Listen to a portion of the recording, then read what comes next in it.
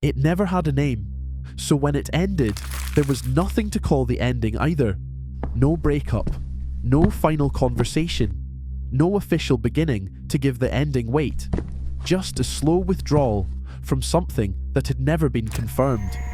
Because what do you grieve when people say there was nothing to lose?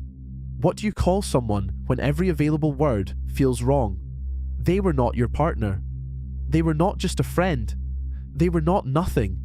They were almost. And almost is one of the hardest distances to recover from. This is Social Behaviour Explained. Every Saturday, we name one invisible pattern running underneath how people connect, withdraw, and show up for each other. Today, the almost relationship. Not a failed relationship, not just a missed opportunity. The pattern of emotions committing to something reality never confirmed. Stay with this one. Here is what most people misunderstand about an almost relationship. They think the pain is exaggerated. They think the feeling is too large for what happened. And sometimes they tell you to move on because technically nothing began. But that logic misses something important. Emotions do not wait for official confirmation before they attach. They respond to attention, to consistency, to closeness, to possibility.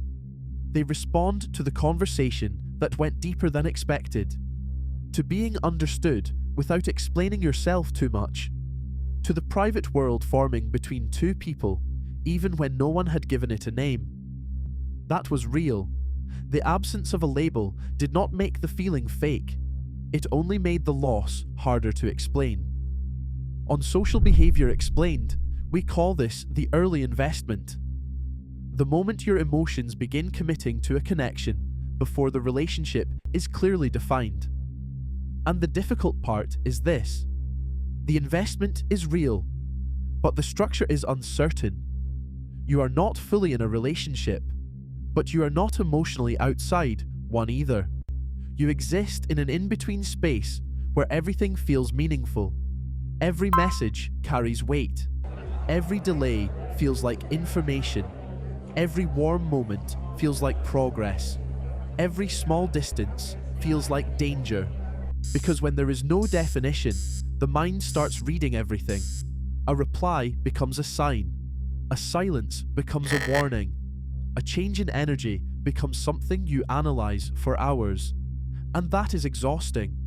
Not because you are weak, but because the connection gives you enough closeness to care, without enough clarity to rest. On Social Behaviour Explained, we call this the threshold state, the psychological experience of standing at the edge of something, close enough to feel it, too undefined to hold it, too invested to leave easily. And this is where the almost relationship becomes painful in a specific way. But because when it ends, the world does not know how to recognize the loss. When an official relationship ends, people understand the category. They know what to call it. They know why it hurts. They know why you may need time. The grief has a container. But when an almost relationship ends, there is no container. You cannot easily say, "We broke up," because technically you were never together. You cannot say, "I lost my partner," because they were never officially yours. You cannot say, "It was nothing," because your body knows that is not true.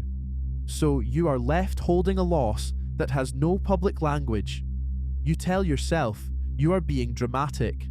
You tell yourself you should not care this much. And slowly, you become the person who invalidates your own experience.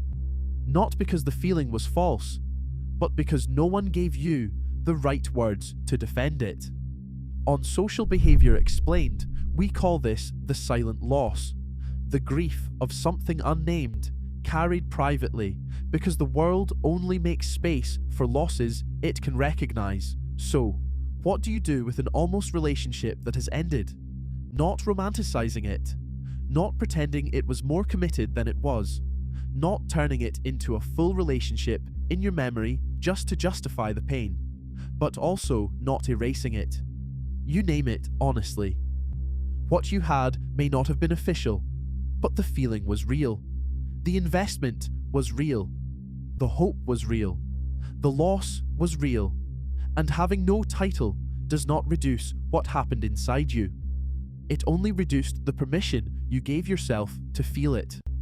And that permission does not have to come from them. It does not have to come from your friends. You can give it to yourself alone. The early investment was not foolish.